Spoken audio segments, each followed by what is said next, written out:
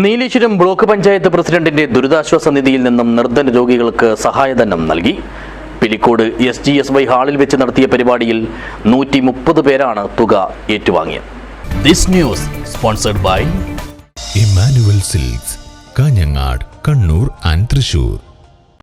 Nileshwaram block panchayat സ്വന്തം നിലയിൽ block fest സംഘടിപ്പിച്ച് പ്രസിഡന്റിന്റെ ദുരിതാശ്വാസ നിധിയിലേക്ക് മുതൽക്കൂട്ടിയ തുകയാണ് നിർധനരായ 130 രോഗികൾക്ക് സമാശ്വാസത്തിന്റെ സഹായധനം നൽകിയത്.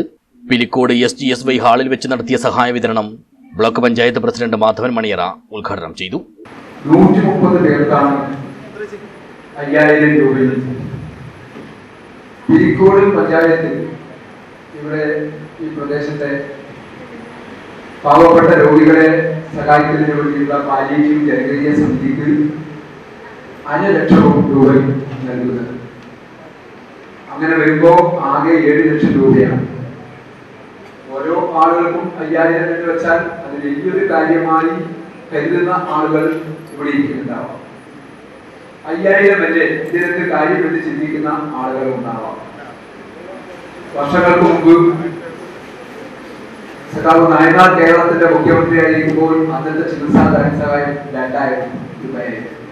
ചടങ്ങിൽ block panchayat vice president PK Lakshmi അധ്യക്ഷയായി.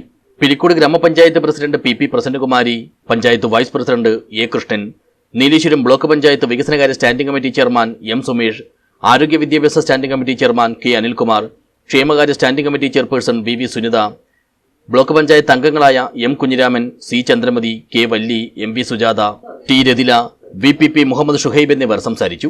Block panchayat secretary T Rakesh സ്വാഗതവും TS നജീബ് നന്ദിയും പറഞ്ഞു. പലവിധ രോഗങ്ങളാൽ കഷ്ടപ്പെടുന്ന പാവപ്പെട്ടവർക്ക് പുറമെ പിലിക്കോട് ജനകീയ പാലിയേറ്റീവ് കെയറിനും 1/2 ലക്ഷം രൂപയുടെ ധനസഹായം കൈമാറി.